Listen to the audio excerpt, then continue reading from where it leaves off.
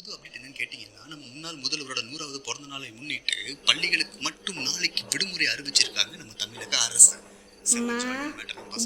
அடுத்த ஒரு பாட்டை கேட்டு ரசிங்க 96.7 எஃப்எம்ல.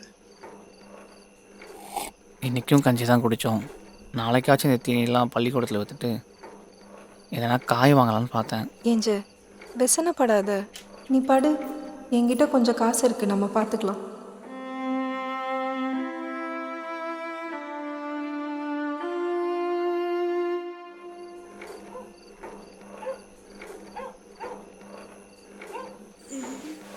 நாளைக்கு